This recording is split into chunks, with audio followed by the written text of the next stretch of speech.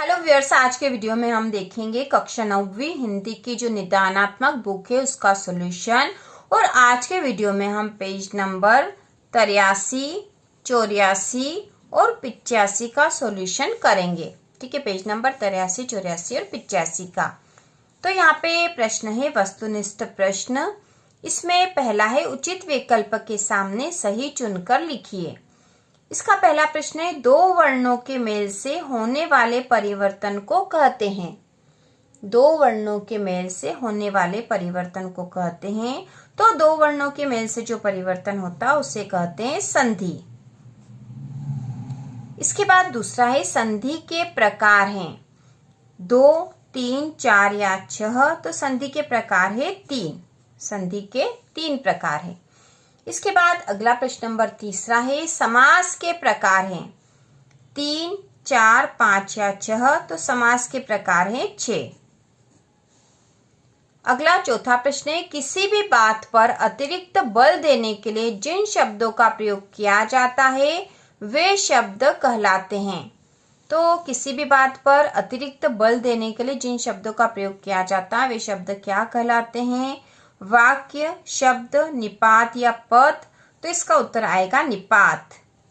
इसके बाद अगला पांचवा है किस समास में दोनों पद प्रधान होते हैं? तो यहाँ पर इसका उत्तर आएगा द्वंद्व। द्वंद्व समास में दोनों पद प्रधान होते हैं। अगला प्रश्न नंबर 6 है श्याम भी आएगा में भी क्या है? तो यहाँ पे भी जो है वह निपात है। ठीक है, निपात शब्द है यह। इसके बाद सातवां है द्वंद्व समास का सही उदाहरण है। द्वंद्व समास का सही उदाहरण है सिर में दर्द, देश की शान, भाई बहन या पल पल। तो इसका उत्तर होगा भाई बहन। भाई बहन में द्वंद्व समास है। इसके बाद आठवां है प्रबल शब्द में से उपसर्ग और मूल शब्द अलग कीजिए। तो प्रबल में प्र जो उपसर्ग है और बल प्रत्यय है। तो यहाँ पर हम इसको अलग अलग करेंगे तो ये हो जाएगा प्र और बल। स वाला उत्तर सही होगा। इसके बाद 9वें नंबर पे है रंगीला शब्द में कौन सा प्रत्यय है? तो रंगीला शब्द में इला प्रत्यय है। इसके बाद 10वां है जिस क्रिया का प्रभाव कर्म पर पड़ता उसे कहते हैं। तो जिस क्रिया का प्रभाव कर्म पर पड़ता उसे कहते हैं सकर्मक क्रिया। इसके बाद अगला प्रश्न नंबर 11वां है नेत्र का पर्यायवाची शब्द है कान, नाक, आंख या गला। तो नेत्र का पर्यायवाची शब्द है आंख। इसके बाद अगला प्रश्न नंबर 12 है शब्दों के सार्थक योग को कहते हैं। शब्दों के सार्थक योग को कहते हैं। तो शब्दों का जो सार्थक योग है उसे कहते हैं वाक्य। अगला प्रश्न नंबर 13 है पंचतंत्र में कौन सा समास है? पंचतंत्र में कौन सा समास है? तो पंचतंत्र में द्विगु समास है। अगला प्रश्न नंबर 14 है बच्चिया के ताऊ मुहावरे का अर्थ है। तो बच्चिया के ताऊ मुहावरे का अर्थ है मूर्ख व्यक्ति। इसके बाद प्रश्न नंबर 15 है सद्गुण शब्द में उपसर्ग होगा। तो सद्गुण शब्द में उपसर्ग होगा सद। अगला है निर्जन शब्द में उपसर्ग बताइए। तो निर्जन शब्द में उपसर्ग है निह। अगला प्रश्न नंबर 17 है सेनापति पद में समास बताइए। तो सेनापति शब्द पद जो है इसमें समास है तत्पुरुष समास। अगला प्रश्न नंबर 18 है नेम शब्द का तत्सम शब्द क्या है? तो नेम शब्द का तत्सम है नियम। अगला प्रश्न नंबर 19 है शब्द के अंत में जुड़कर उसका अर्थ परिवर्तित करने वाले शब्दांश कहलाते हैं।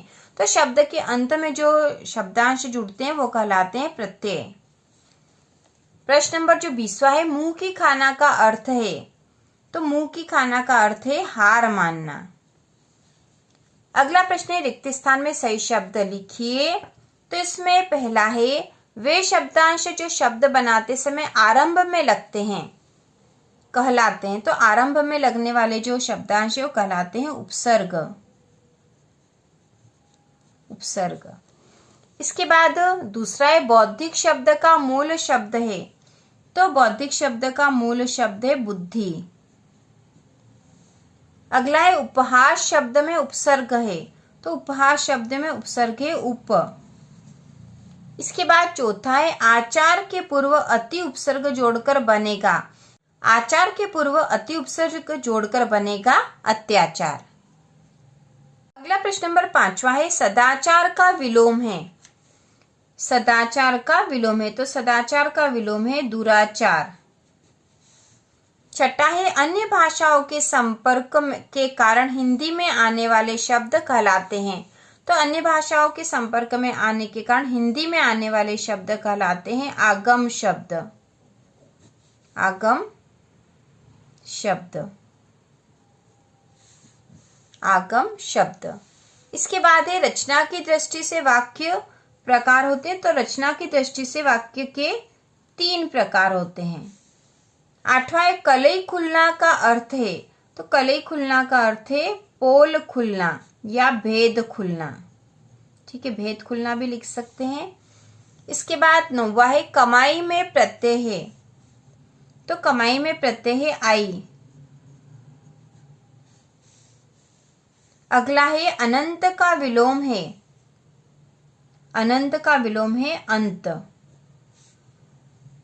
इसके बाद अगला प्रश्न है, सही जोड़ी बनाकर लिखिए। तो इसमें जो पहली जोड़ी है जिसमें खंड अ और ब दे रखे हैं, तो खंड अ में है रातों रात, निरोग, शत्रु का विलोम, विष का पर्यायवाची, रात का तत्सम। खंड ब में है जहर, मित्र, रात्रि, विसर्ग संधि और रात ही रात में। तो इसकी जोड़ी बना देंगे। सबसे पहले रातों रात, रातों रात की जोड़ी बनेगी रात ही रात में। तो पहले नंबर की जोड़ी यहाँ बनेगी। दूसरे में है निरोग, निरोग की जोड़ी बनेगी विसर्ग संधि। निह धन रोग से बनता है निरोग, जो कि विसर्ग संधि का उदाहरण है। तीसरे नंबर पे शत्रु का विलोम, यह हो जाएगा मित्र, तो तीसरे की जोड़ी यहाँ बनेगी। चौथे नंबर पे विष का पर्यायवाची, तो विष का पर्यायवाची होता है जहर, चौथे नंबर की जोड़ी यहाँ बनेगी।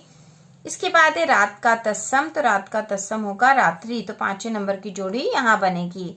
इसके बाद दूसरे नंबर की जोड़ी देखेंगे जिसमें है त्रिफला, मनोरथ, इंद्र का पर्यायवाची, भी, ही, भर, नैतिक का विलोम। खंड ब है अनैतिक, सुरपति, निपात शब्द, विसर्ग संधि, 3 फलों का समूह। तो जोड़ी बना देंगे। त्रिफला की जोड़ी बनेगी 3 फलों का समूह से। मनोरथ मनः धन रस से बना और यह विसर्ग संधि का उदाहरण है, तो दूसरे नंबर की जोड़ी यहाँ। तीसरा इंद्र का पर्यायवाची होता है सुरपति, तो तीसरे की जोड़ी यहाँ। भी, ही, भर निपात शब्द है, तो चौथे की जोड़ी यहाँ। और नैतिक का विलोम अनैतिक है, तो 5वें नंबर की जोड़ी यहाँ बनेगी। इसके बाद प्रश्न नंबर जो तीसरा है, ग्राम का तद्भव, रचना के आधार पर वाक्य, सोटा, लोटा, डिबिया, अफसर, ड्राइवर, टिफिन, भूमि। और खंड ब में है धरा, देश शब्द, विदेशी शब्द, 3 और गांव। तो इनकी जोड़ी बना देंगे। सबसे पहला है ग्राम का तद्भव, गांव होगा, पहले की जोड़ी यहाँ बनेगी। दूसरा है रचना के आधार पर वाक्य 3 प्रकार के होते हैं, तो दूसरे नंबर की जोड़ी यहाँ बनेगी। तीसरे नंबर पे सोटा, लोटा, डिबिया, देश शब्द है, तो तीसरे की जोड़ी यहाँ बनेगी।